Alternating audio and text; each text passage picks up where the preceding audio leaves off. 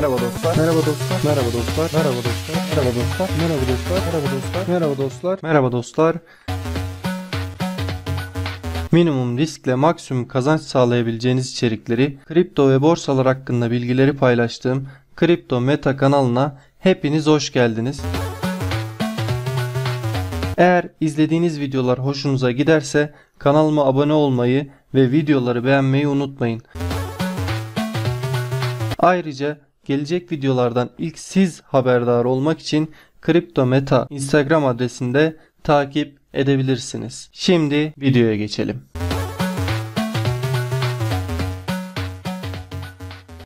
Merhaba dostlar. BlockFi sizler için 7 BTC dağıtıyor. 7 Bitcoin dağıtıyor. Yani 350.000 dolara yakın BTC dağıtıyor. Ve bunun şartlarını yayınlamış. 20-30 Aralık 2021 tarihleri arasında gerçekleşecek bu promosyonu nasıl dağıtıyorlar? Burada şartlarını vermiş. Şartlarında diyor ki 20 Aralık ve 30 Aralık tarihleri arasında 500 dolarlık, hani bir seferde, tek seferde 500 dolarlık bir alım satım yaparsınız. 500 dolarlık herhangi bir işlem yaptığınızda BlockFi bize 7 BTC'den pay veriyor ve yani katılım sayısına bu şartları yerine getirenlere eşit bir şekilde paylaştıracak dostlar. 500 dolarlık yatırımı yapıyoruz. Bunu gerçekleştirmemizin bazı şartları var. Tek seferde 500 dolarlık bir alım satım yapmanızı istiyor dostlar sizden. Ama şurada özellikle belirtmiş. Stabil coin'den stabil coin'e yapılan işlemleri burada geçersiz kılıyor. Hangi bu ticaret bonusu için verilen kripto listesi demiş. Bitcoin, Ethereum, LTC, Link, Uni, BAT, Pax bunlara veriyormuş dostlar. Ama stabil coin'den stabil coin'e yapılan işlemi saymıyor. O yüzden 500 dolarlık işlemi şurada gösterdiği coin'ler arasında yapabilirsiniz dostlar. Siz bu işlemi gerçekleştirdiğinizde 7 BTC'den yani 350.000 dolardan herkese, bu işlemi yapan herkese eşit paylar paylaştıracak ve yani güzel bir şey çıkacağını düşünüyorum ortaya. Yani güzel kazançlar elde edebilirsiniz. Bu işlemlere, bunu yapanlara uygun kısımlar ne olacak? 14 Ocak 2022'ye kadar, yani bu promosyon bittikten sonra 14 gün içinde sizin hesaplarınıza BlockFi faiz hesabına aktarılacaktır diyor. Daha önce bilmeyenler için de söyleyeyim. BlockFi referansla 10 dolar da kazandırıyor.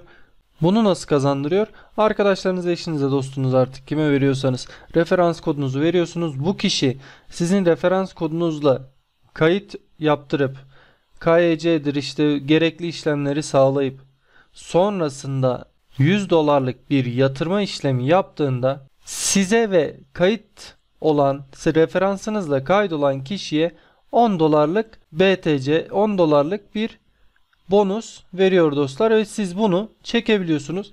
Bu 500 dolar yatırımınıza da 7 BTC'den pay veriyor. Yani 350.000 dolar, yani 4 trilyona yakın bir meblağı dağıtacak BlockFi. Sizler de bundan pay alabilirsiniz. Ne kadar alacağınız belli değil ama güzel sonuçlar elde edeceğinize inanıyorum. 500 dolarlık yatırımınıza güzel paylar alacağınıza inanıyorum. İsteyenler, yani her videoda olduğu gibi, herkeste olduğu gibi yatırım tavsiyesi değil. İsteyenler ne yapabilir? Buradaki promosyonlara katılabilir ve 20-30 Aralık arasında buna katılanlar 14 Ocak'a kadar buradan paylarını alacak dostlar. Sizler de alabilirsiniz. Sizler de bu işlemleri gerçekleştirebilirsiniz.